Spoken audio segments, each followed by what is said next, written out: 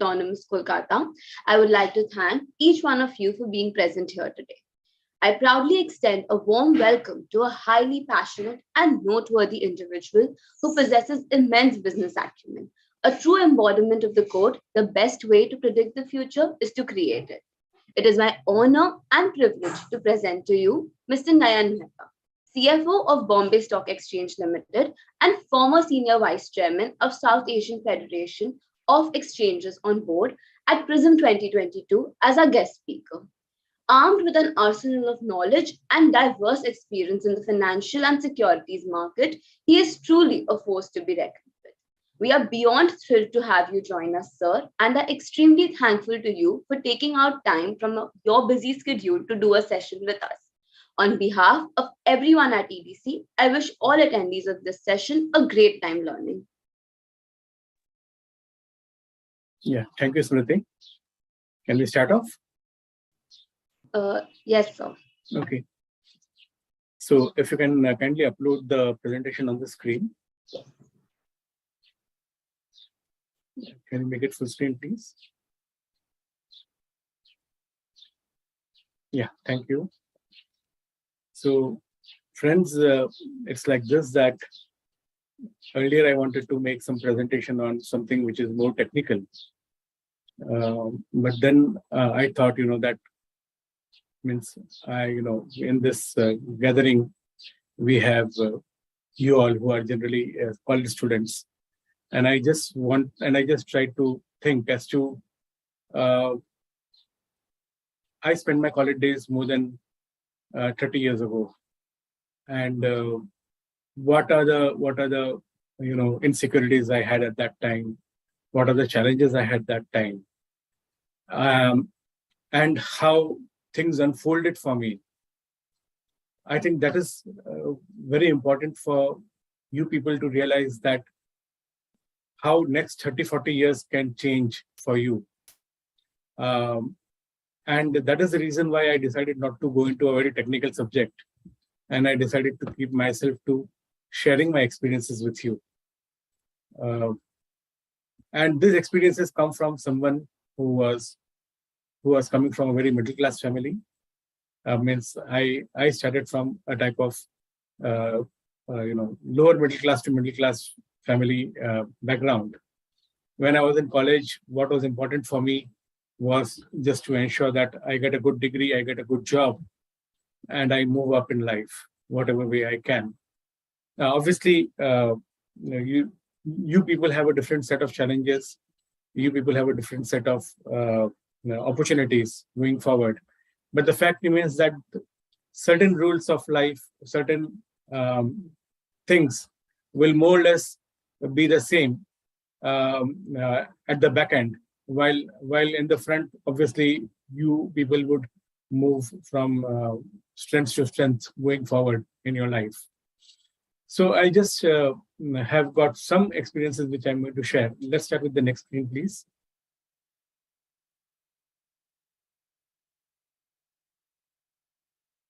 One thing which I've realized, over so many years is that this is an unending race. When I was of your age or little more than that, I actually met one CFO, and I was just thinking, oh my God, such a big person. Can I ever become a CFO in life? It was just so unthinkable for me. I don't know why. Maybe because I didn't have enough confidence in me. Maybe because I really thought that it is beyond me to become a CFO. And obviously, that was a thought which came across when I met him. I remember that particular thought, and then, life has moved on after that. I got a job. I moved quite a few jobs, not knowing whether I'm going to become a CFO or not. And ultimately, I did become CFO many, many years ago, and it has been that. The thing is that when you meet people, somebody wants to become a CFO, somebody wants to become just an engineer, somebody wants to become a leader, a political leader, somebody just wants to have a good job and earn a good money.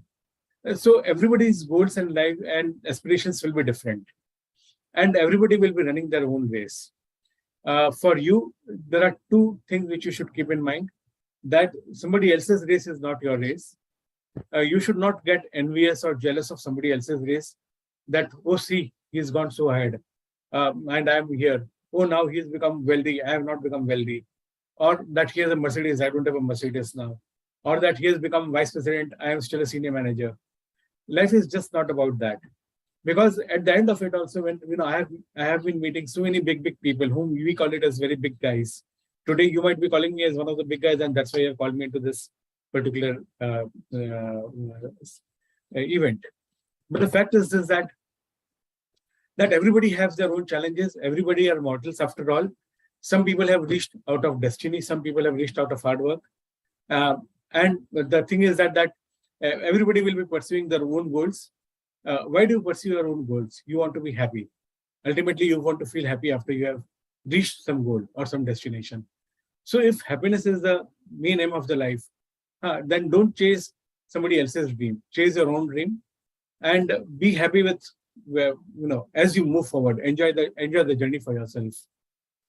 So the thing is that this life is a big rat race. There are many races going on side by side. You will be in one of the races or some of the races. The point is like this, that at the end of it, the race will continue and you will no longer be there. And you were not there when the race started. So it's all about that. So measure your successes in your own way. Don't depend on somebody else's yardsticks for life. One more thing which I want to say now is that many of things which I say now will be not, you will not be able to relate yourself totally to it for the time being, because you might not have passed through certain situations and circumstances in life.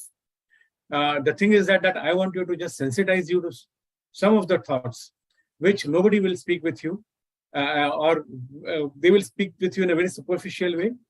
The thing is that you need to just keep all this thing in mind, because somewhere along the line in your life, these are the thoughts which will actually come across to your mind. And you will know that, okay, this is not something new.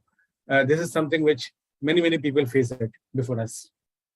Yeah, Smriti, go on to the next slide, please.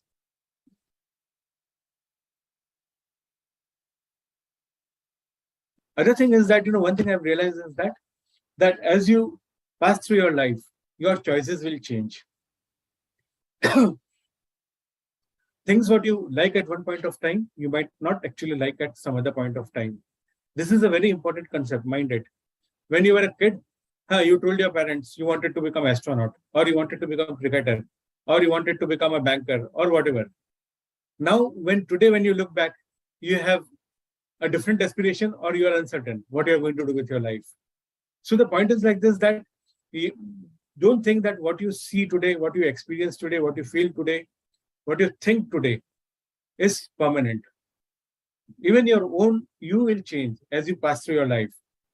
A person, what you are today, what you were is not what you were about 10 years ago. And what you are today is not going to be what you are going to be about, say, 10, 20, 30 years from now. You are going to change continuously as your experiences are going to shape you. They are going to shape shape what you like, what you don't like, what you want to do, what you don't want to do. Many times we end up thinking, agar ye nahi hoga to kuch nahi. There's nothing else after this. It happens when we are in your stage of life. We try to get very desperate. Ki agar ye nahi mila, to abhi kya fayda? It's just futile. Believe me, it's not like that. Something go, something come, and sometimes what happens is that what you chased or what you really liked something at some point of time, you might actually end up not liking something at a particular different point of time. Just say a simple thing like that you like too many sweets now. Today, you see sweets as something which elevates your mood, which actually gives a lot of happiness to you. If suppose a person who likes too much of sweets, he suddenly gets diabetes or some other ailment which prohibits him from having too many sweets. Then sweet, which was a mood elevator, a thing for causing happiness at one point of time, will no longer be the thing for causing happiness at some other point of time. This is a very standard example I've given. You can extend it to all situations in life. Whenever you think that this is a permanent thing, this is something which I like, I will never be able to live without this or live without that, you will realize that at some other point of time, you might actually live without it, or at some point of time, you might actually want to live without it. It's like that. That is life. Next slide, please.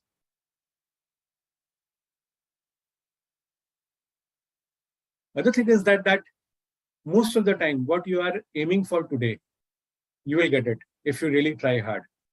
There are cases when destiny will prevent it. But if destiny is going to intervene in your life, then there is nothing you can do. But if destiny is going to let you play your life, which allows it for most of the people, then you will probably get what you ask for. So, so the thing is that sometimes it is early, sometimes it is late. The thing is that pursue your goals and believe that you will be able to get what you want till the time you get it. If at the end you do not get it, that's okay. You tried your best. You have to take your life as it goes. So, and second thing is that in my life, I have seen that many times we ask for too many things one after one with God. Obviously, I want this now, I want this now. And at some point of time in my life, I've realized that some wishes are better not fulfilled, because many times what we wish is actually not for our betterment. It is not for our happiness. We wish things which are not totally ethical sometimes. We wish things which are not totally right sometimes.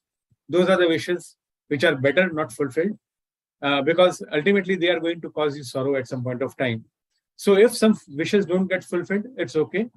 If your good wishes get fulfilled, that is what you pray for. That is what you target for. Next slide, please. Many times I've been seeing many people saying that that guy gets away with everything. Means in my office I find a very standard statement. Sir, we only have to work. Other people are not working, and all their load comes to us. Sometimes you'll find that your neighbor has got a Mercedes, and he is of the same rank as you, but you have not. You have just got a other small car. So obviously in the worldly way, you are not doing things in the right way, right manner. I want to say one thing, that whatever you do it the right way. Follow your conscience. You will have to. Your life is too short, and probably the life you have seen is much more shorter.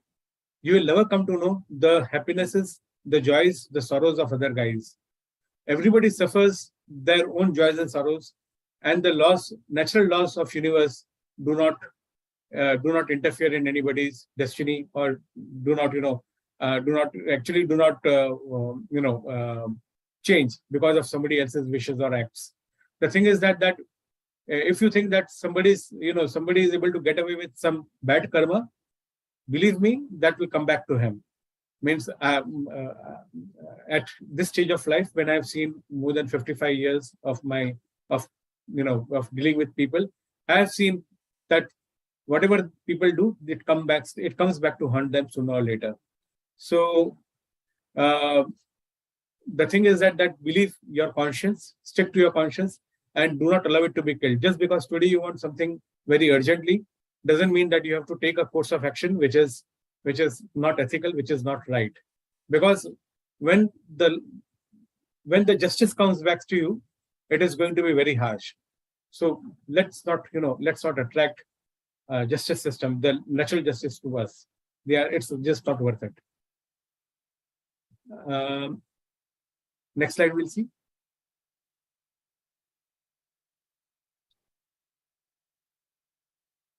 One thing which I have realized is that we tend to flow with things. Flow with things in the sense that when somebody calls you up, chalo hum log picture dekhne jayenge, let's hang around for some time, let us just play some games or do whatever, and we are not able to say no to the person. Nahi friend hai na, kaise bol sakte hain? And you end up just changing your priorities and doing things which you ought not to be doing at that point of time. What is important is that when you are in college, you realize the importance of time. Time management is one of the most important things which is going to help you in your current situation, wherever you are in college, in whatever walks of life you are, and going forward also. Because in office also, I can tell you, I have got a few people who report to me. And one thing which I don't like about them is how they manage their time. They are always working, but at the end of the day, what I want is not done. And then obviously, obviously I have to confront them and tell them that, boss, you are not doing what matters. You are just doing what you want to do. It is not going to give you marks for it. You are not going to get any marks for that.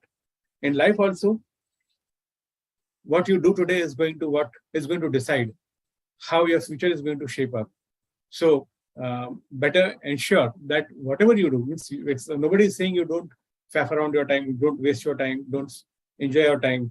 What I'm saying is that be sure what you are doing, be sure that it is in accordance with your priorities and with the life you want to live.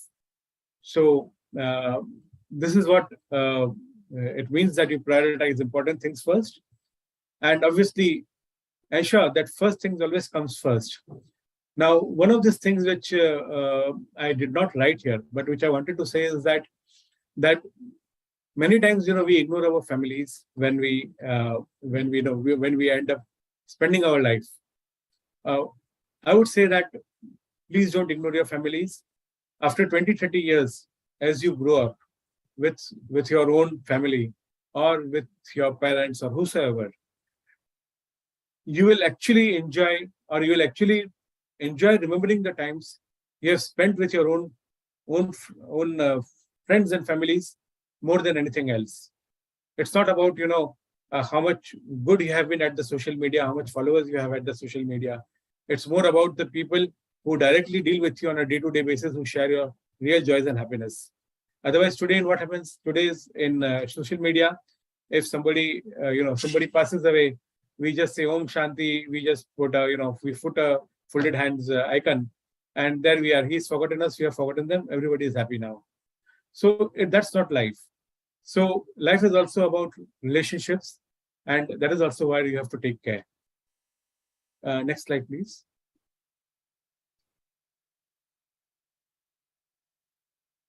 One thing is very important is that we all want to follow the right path, in the sense that what we think is right. And to that extent, many times we are absolutely blunt, and we are absolutely insensitive when we speak certain statements or certain points to somebody else. I have seen that this is the big disadvantage I have also, because I'm a very straight talker. And but I have realized one thing, that the other people also has a very big ego. He also has a lot of self-respect for himself. And if you are not careful when talking with somebody else, if you are not able to control your temperament when you're talking with somebody else, it can hurt you badly in future, because nothing is forgiven in this life. Everybody says forgive and forget, but nobody forgives, nobody forgets. And so the thing is that whatever you speak comes to haunt you the most in your life. So be careful when you speak anything. That is, if you are a good speaker, if you are a very careful speaker, probably you will realize that you will be seen like a statesman, you will be seen like a leader somewhere. If you are not a very good speaker, people might still also respect you for other traits. But the fact is that they will not respect you as a person. They will respect you for certain extraneous reasons, not because they like you. So the thing is that there is a statement which you call it as politically correct, and try to be politically correct as much as possible of your time with everyone, not only your peers, colleagues, seniors, even your family members. Sometimes you might think that being politically correct is trying to be lying, or trying to not convey the right feelings, or convey the right views. But the fact is that politically correct people can also convey the right things, can also convey what is in the right manner. It is just that they don't lose their temper. It's just that they don't use the wrong words when conveying things. So this is one more thing which is very important. I have realized one thing throughout my life, that I have made so many mistakes when not being politically correct. And this is a place where I think you can go to Google and also do some good searching as to how to be really, be tactful, composed, and under control. Next slide, please. When you are in office, when you start working for yourself, for others, for whomsoever, whenever you're doing any work, starting from today, hard work is extremely important. When my team members, when I actually think about my team members, I have one important benchmark for them, whether they go more than what they are required to do, in the sense that whether they give 100% effort into their work or not. I do get a lot of statements from my colleagues, and they say we are doing what we have to do, and then I have to tell them that what I am telling you to do is what you have to do. And obviously that goes beyond what they think is their call of duty. So obviously everybody appreciates hard work, especially when it's coming from somebody else. And if you are that somebody else, then you are expected to be doing a lot of hard work. There are no shortcuts in life. You have to improve yourself when you are speaking to people. You have to be articulate. You have to improve your vocabulary. And I would sincerely suggest that you improve your vocabulary, you improve your English. It really helps. You should be able to address a team of people, a crowd of people. You should not, and you should be very cohesive when you speak. So whatever you are speaking should flow like a story to the other guy, so that he doesn't have to apply too much of his mind to understand what you are saying. In office also, obviously your boss is expecting you to have good knowledge about what you are working. One important thing is dependability and emotional intelligence. Emotional intelligence is very important. Emotional intelligence is all about dealing with other people, maintaining your composure. And I would suggest that you read a few good books on emotional intelligence, because the people who ultimately rise have a very good emotional intelligence. Obviously, there will be all types of people who will rise. But in general, if you are, other things being equal, a guy with a superior emotional intelligence is likely to be, is likely to expect it to be rise much further. Grounded means, that you need to know what's going on. You need to know, you should not be delusional about yourself. You should not be deceiving yourself. You should know the facts. Whenever there is any stressful situation, you should know what are the facts, where do you stand, whether you're in big trouble, small trouble, or whether you have got solutions, easy solutions, tougher solutions. If you delude yourself at times of stress, you are only going to cause more pain for yourself. So being grounded is very important, and trust is the most important thing in any human relationship.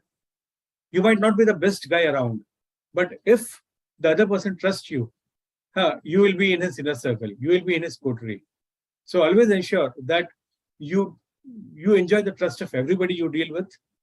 You are not seen as a person who's a maverick and you will just change sides.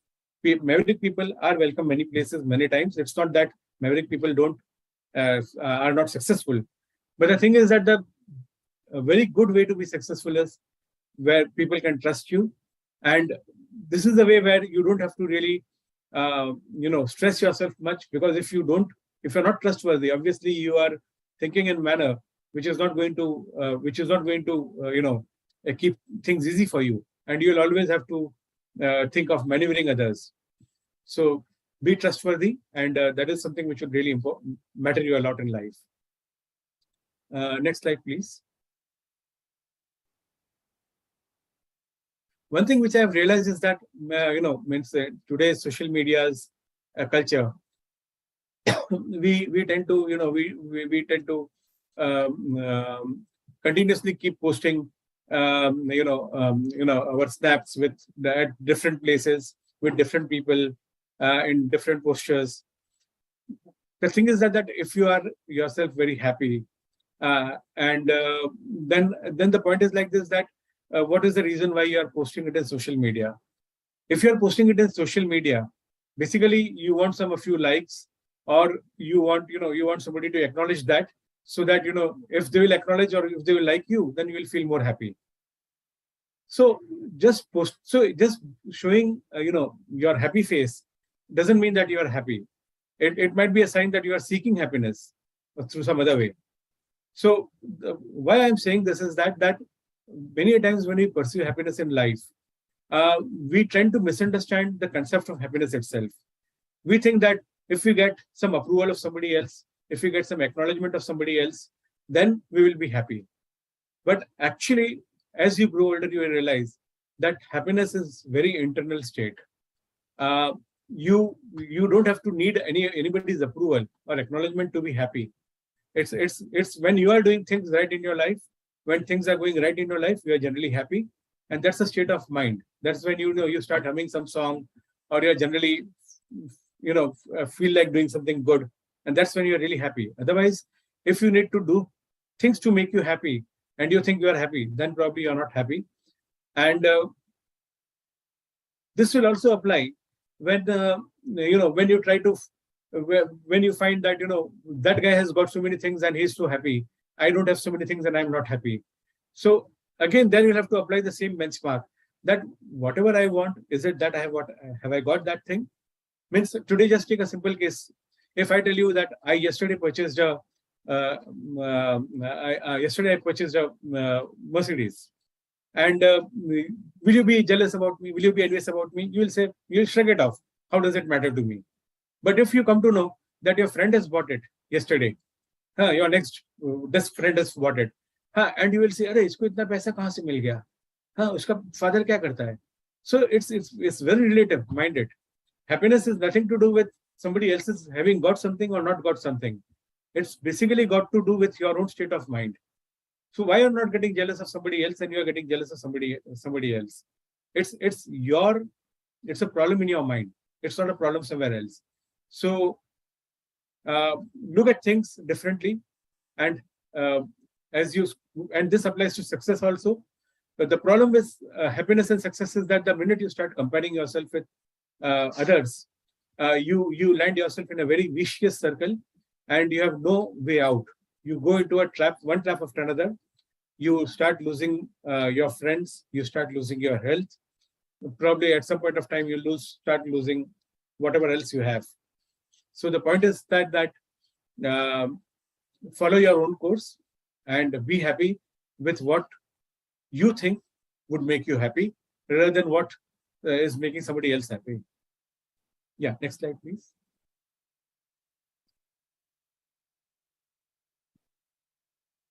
Other thing is that many of you would be actually chasing, would be actually thinking that you want to be very rich, you want to be filthy rich as you grow up, and because you want this, you want that. Actually, no, money is very important in life. There's no doubt about it. And everybody faces good and bad times. Money helps in those times. There is also no doubt about it.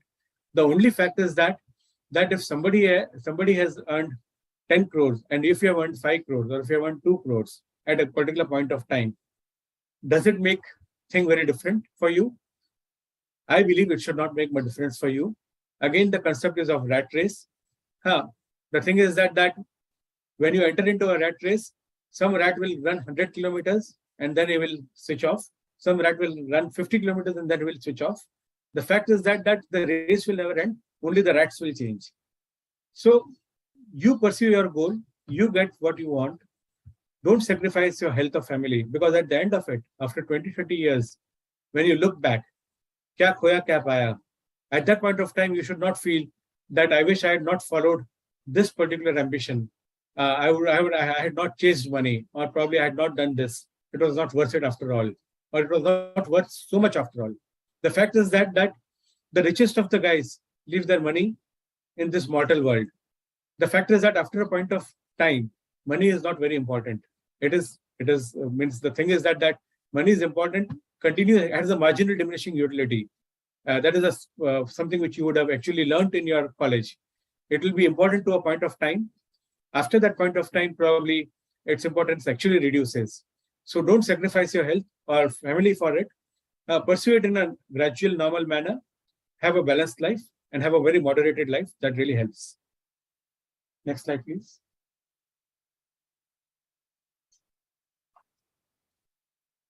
This is what I actually said. Have a very moderated life. Take care of your health and body. I'll tell you why I'm, you have actually heard it from many people. I also sometimes when think about myself, means to be honest, I've also lost a lot of health in the last 30 years. And sometimes I think that probably, it would have been better if I'd taken better care of myself and my health. It's not that, means I've got something which is not allowing me to work, but the fact is that I could be much more fit, I could be much more energetic than what I feel, what I am generally today. So as for you also, many times what happens is that, when we are depressed, when we are down, we start eating too much, and we don't walk, we don't do exercise, or, we are generally not acting fit. We splurge in very fatty things, or, trans fats, or whatever it is. The fact is that even in the worst of times, or bad times, be moderate. Don't go into extremes. Don't let your health deteriorate. Take care of your health, because your body is going to live till you are there in this world. If the body gives up before you leave, it is going to give you immense trouble in life for the remaining part of your life. So ensure that you take care of your body so that it takes care of you so long as you are alive.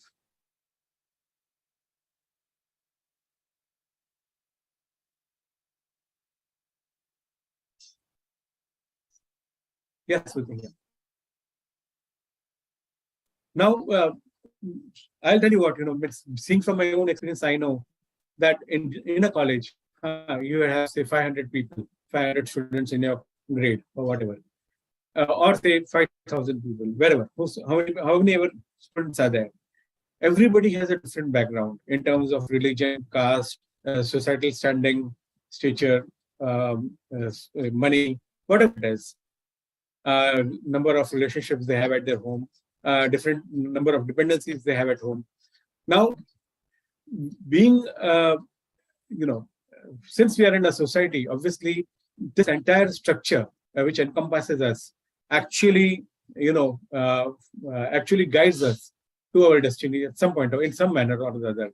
That, because some of you may be doing some part-time job or part-time tuition. Some of you may be thinking of doing something, or some of you may be thinking, no, I'll start a business. Some of you might be thinking, I want to start a business, but I don't have money for it. My family background does not permit it. I'll need to start earning some money right away. So the thing is that if your situation permits, follow your dreams absolutely as soon as possible, as you want it. If your own situation does not permit, don't let your dreams die. You have one life. So you pursue your dreams. You say that, okay, aaj nahi ho raha hai, koi baat nahi. I'll try tomorrow, but I'm not going to forget my dreams. I'm going to ensure that I do something or the other, which will ensure that my dream is alive, and I'll pursue it as the time permits. Probably if you have a goal or a target, or a strategy for that, it actually helps you much more. So the thing is that here one more thing is that don't follow somebody else's dreams. Many times what happens, that we come across a situation where people end up saying, मुझे architect बनना था, लेकिन मेरे family वालों ने मेरे को chartered accountant बना दिया. The thing is that you don't want those types of regrets in life. As far as possible, unless you really think that there is no way out, okay, that's your destiny. But if you think that you can afford to change the course of your, of your life, then keep it alive. Because at the end, when you are alone after a few years, you don't want to be regretting the last 30 years मैंने क्या कर दिया, last 20 years क्या कर दिया मैंने. You want to be sure that no, this is one life I got. I used it the way I wanted, and it has helped everybody. Yeah, next slide, please. So this is what I wanted to actually convey to you people. I could have gone into something which was more technical, more based on commercials, but I know for sure that with today's social media, in terms of whatever you can learn from internet or from videos, whichever, there are many educational videos around. You would obviously find much better materials for your studies, whatever you want to study. But I thought that these are the points, some of the points which probably you would not come across as straight as I have told you today. And probably this is something which you probably are likely to face at some point of time or other in life. So maybe why not just think about it today, so that you are able to frame your life, or frame your way going forward. So okay, thanks for this.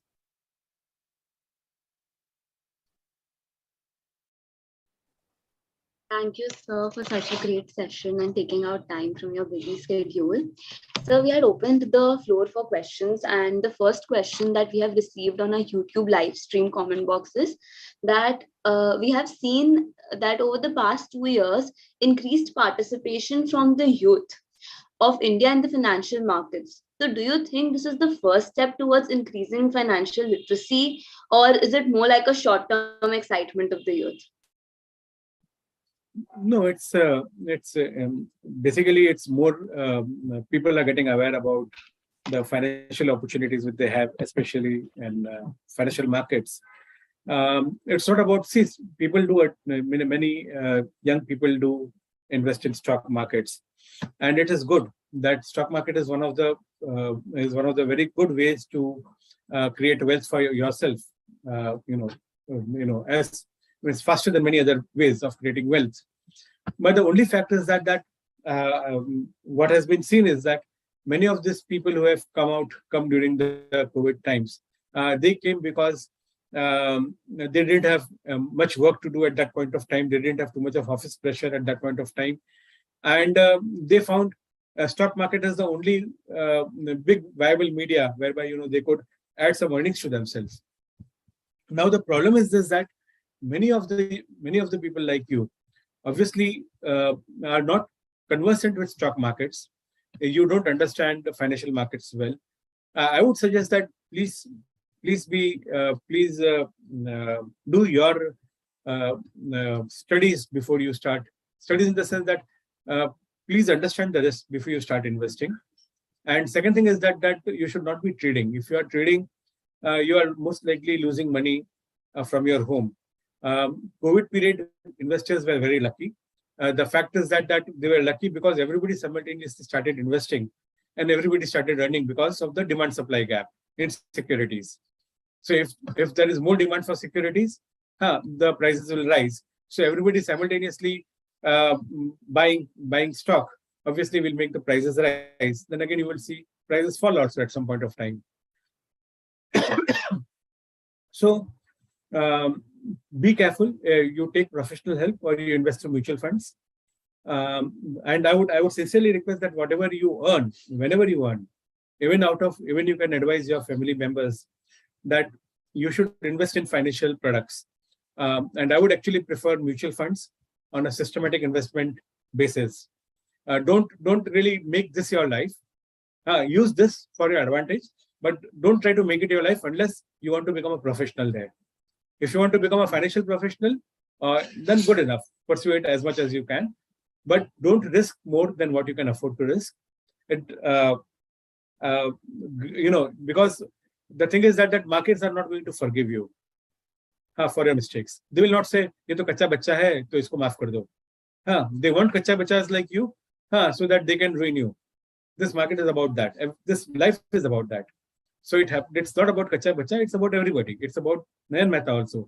If Nayan Mehta makes an investment and he makes it at the wrong time, at the wrong script, they will basically butcher Nayan Mehta also. The market doesn't see anybody.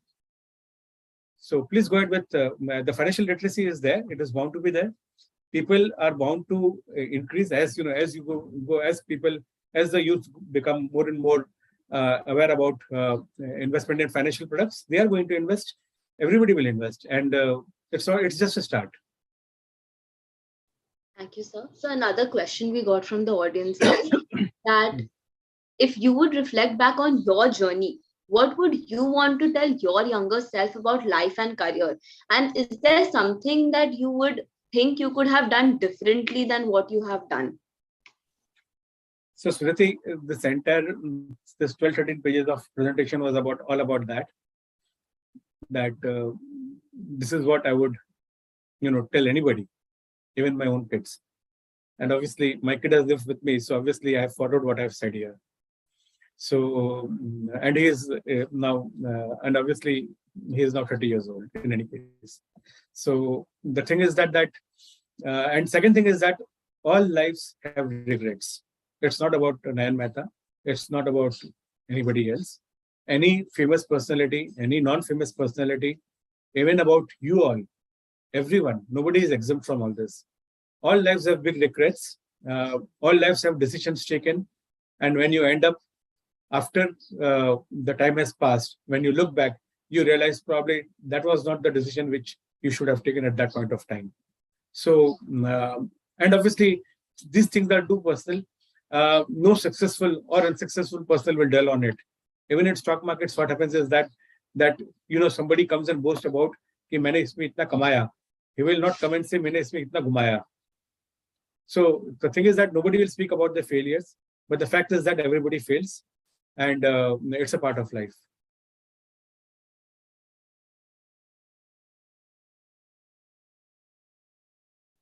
Yeah. So if you have a bit more time, we can take in more questions from the audience. Yeah, sure, no problem. Okay. So another question we had from the audience was that we are living in such a dynamic environment. So how do we cope up with such changing and advancing society and changing trends every day? So Vidhi, I would think like this, that if you can do something in some good forum, do it. If you have got a good forum for which you can take a particular cause which appeals to you, why not pursue it? It actually gives a sense of fulfillment. If you don't have any particular forum where you can do it, then live the life you want. Ultimately, the thing is like this, that big kings have come, big kings have gone. In the universe's history or the world's history. So what ultimately matters is what you do, where you stand. So if whatever makes you comfortable is more important than than anything else which you might otherwise think. And so we have one last question, Yeah, sure. that you have seen the rise and downfall of several companies. So what are some key lessons about managing businesses that young entrepreneurs should keep in mind? See, one thing that one thing which I would like to say here is that different people succeed and different people fail for a totally different set of issues. Now, I'll just this is something which everyone should really be aware about, is that there is no one particular reason for success. There is no one particular reason for failure. A guy who's generally very angry, he might become a CEO. A guy who's just never angry will also become a CEO, can also become a CEO. Similarly, a person who doesn't take the case of Winston Churchill. He used to smoke, so means he was a very heavy smoker, and nothing happened to him in his lifetime. But there will be so many other people in your life whom you would have come across. If they are heavy smokers, probably they will attract some disease or something like that, cancer or whatever it is. So the thing is that when we say that many companies, why many companies fail, why many people fail, why many people rise. The thing is like that if you take a standard example, there are companies which have actually fallen because of competition. Now, because of competition can be unfair competition also, where some other person has started in very unfair competition, and this guy is just not able to match up to that competition. And here it comes, and I think you all students should actually study. I'll say wildlife. I'm going out of the way, but I want to say that if you actually study nature as it is, nature by itself is very, very cruel. We think that nature is very good, very nice, but ultimately the entire system of universe is cruel. There is no forgiveness. Everything, the strongest thing survives. So now the thing is like this, that when a company fails, company would fail because the competition has killed it. Company will fail because the promoter has lost lost his focus on the company. What he used to do earlier for improving his company is no longer there. It is also possible that whatever he was selling earlier is no longer required. Suppose now, how many of us really buy cameras? We use mobiles only. So a camera company is most likely to actually lose business. In 1980s, even before many of you were born, we had cameras with films where we had to expose those films and negatives, and then get them and treat them for making it positives and snaps. Those companies would no longer be required.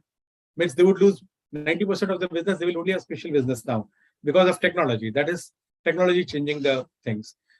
So frankly, Smriti, it's not about one thing which is changing a company. You have to be aware what is impacting you.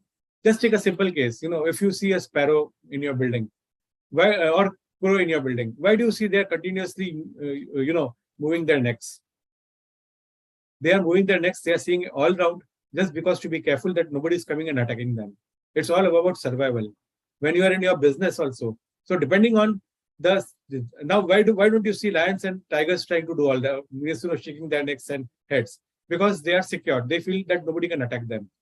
So the point is like this, that depending on your survival instinct, on your vulnerability, you have to be careful and you have to adjust your strategies.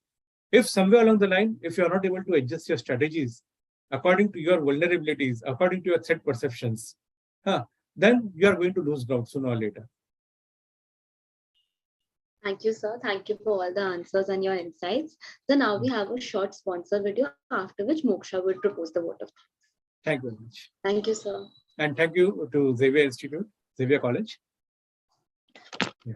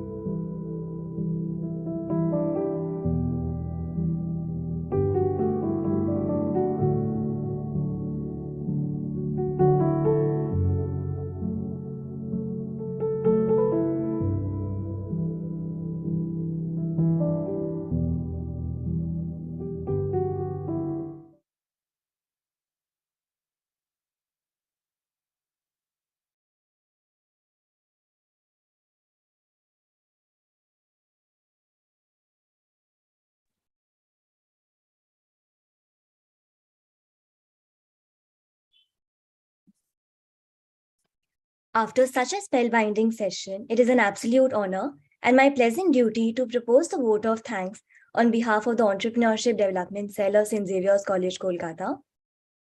With immense appreciation and gratitude, I thank Mr. Nayan Mehta for being present with us today and taking out time from his busy schedule to furnish the young minds with his life lessons and experiences. We are sure that the learnings from this discussion will act as a guiding light and hold our audience in good stead for the future. A special mention to our respected principal, Reverend Dr. Dominic Savio SJ, and our vice principals, Reverend Father Joseph Kulendai and Reverend Father Peter Iroquium, for encouraging us to pursue greatness and live up to the great Xaverian reputation. I would further like to thank our Deputy President and Faculty Advisor, Dr. 𝙔𝙤𝙪𝙗𝙚 Mitra, for his leading supervision and inspiration at every juncture. A big thank you to our audience for being patient, interactive, and putting forth such compelling questions. Last but not the least, I would extend a deep sense of appreciation for all the support, timely implementation, and guidance provided by the members of the Entrepreneurship Development Cell. We owe the success of the session to you. Once again, thank you all for tuning in with EDC. Have a pleasant day. Okay, thank you very much. Thank you, everyone. Thank you so much, sir. Yeah.